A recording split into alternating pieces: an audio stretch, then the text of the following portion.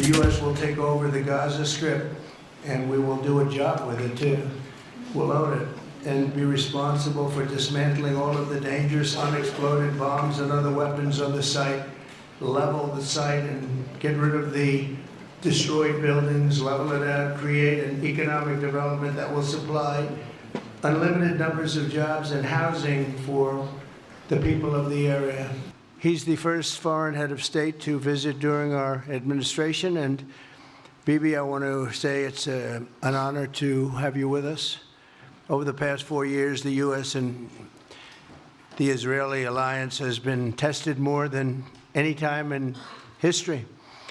But the bonds of friendship and affection between the American and Israeli people have endured for generations, and they are absolutely unbreakable. They are unbreakable.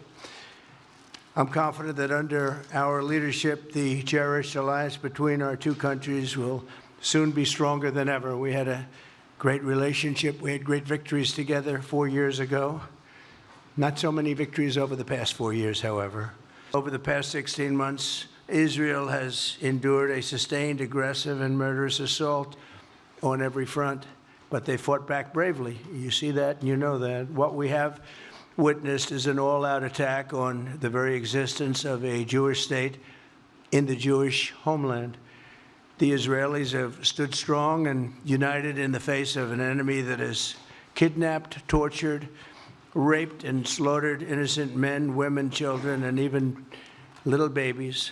I want to salute the Israeli people for meeting this trial with courage and determination and unflinching resolve. They have been strong. Prime Minister and I focused on the future, discussing how we can work together to ensure Hamas is eliminated and ultimately restore peace to a very troubled region. It's been troubled, but what's happened in the last 4 years has not been good. I want to thank Prime Minister Netanyahu for working closely with my transition team. I also strongly believe that the Gaza Strip, which has been a symbol of death and destruction for so many decades and so bad for the people anywhere near it, and especially those who live there, and frankly, who's been really very unlucky. It's been very unlucky. It's been an unlucky place for a long time. Being in its presence just has not been good, and it should not go through a process of rebuilding and occupation by the same people that have really stood there and fought for it and lived there and died there and lived a miserable existence there.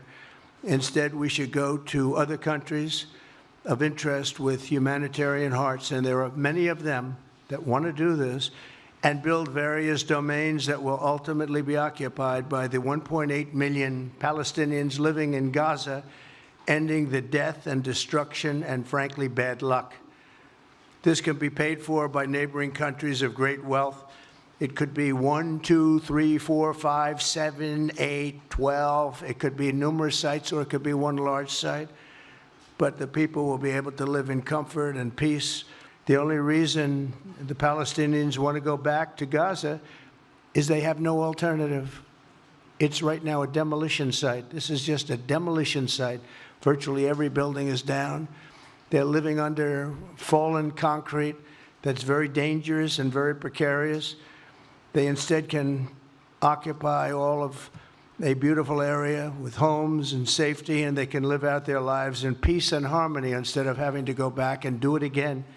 The U.S. will take over the Gaza Strip, and we will do a job with it, too.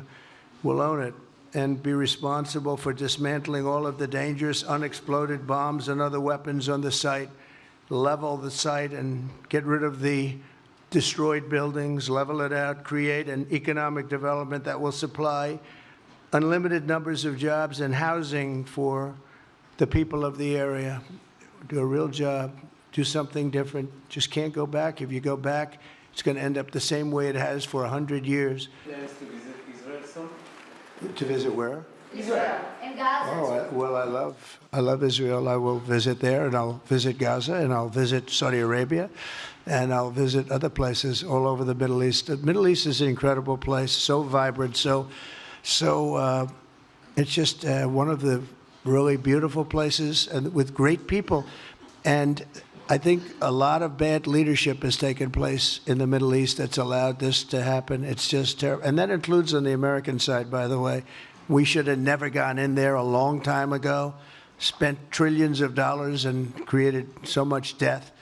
So that includes Americans. But yeah, I'll be visiting a lot of different places in the Middle East. I've been invited everywhere, but I will be visiting some, yeah. And to follow up on what you were saying about the Gazans leaving Gaza and going to other countries, one, where exactly are you suggesting that they should go? And two, are you saying they should return after it's rebuilt? And if not, who do you envision?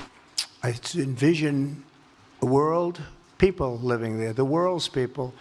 I think you'll make that into an international, unbelievable place. I think the potential in the Gaza Strip is unbelievable. And I think the entire world, representatives from all over the world will be there, and they'll live there. Palestinians also. Palestinians will live there. Many people will live there. We have an opportunity to do something that could be phenomenal. And I don't want to be cute. I don't want to be a wise guy, but the Riviera of the Middle East, this could be something that could be so bad. This could be so magnificent. But more importantly than that is the people that have been absolutely destroyed that live there now can live in peace in a much better situation because they're living in hell. And those people will now be able to live in peace. We'll make sure that it's done world class. It'll be wonderful for the people.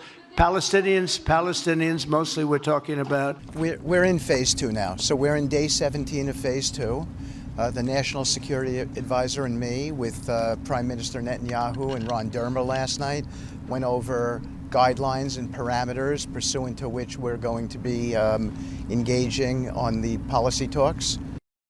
We have to look realistically. How do you rebuild Gaza?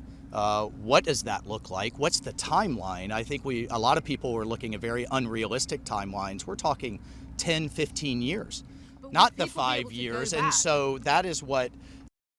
As to where people will go, that's a big issue, and we have to solve that. And that's what we're here to do, and that's what the president has tasked us with. And we're looking to a number of our allies, partners in the region. We have to collectively solve this problem. Everyone's heart breaks for this war that Hamas started and what has happened to these people that Hamas was willing to sacrifice to turn global opinion against Israel. But now we have to collectively come up with some problems, and I think the president has taken a very common sense approach. I think that Gaza maybe is a demolition site right now. If you look at Gaza, it's all, I mean, there's hardly a building standing, and the ones that are going to collapse. It would be my hope that we could do something really nice, really good, where they wouldn't want to return. Why would they want to return? The place has been hell. It's been one of the meanest, toughest places on earth. And right now, I've seen every picture from every angle, better than if I were there. And nobody can live there. You can't live there. So if we can build them through massive amounts of money supplied by other people, very rich nations, and they're willing to supply it. If we can build something for them in one of the countries, and it could be Jordan, it could be Egypt, it could be other countries, and you could build 4 or 5 or 6 areas. It doesn't have to be one area, but you take certain areas and you build really good quality housing, like a beautiful town, like someplace where they can live and not die. Because Gaza is a guarantee that they're going to end up dying.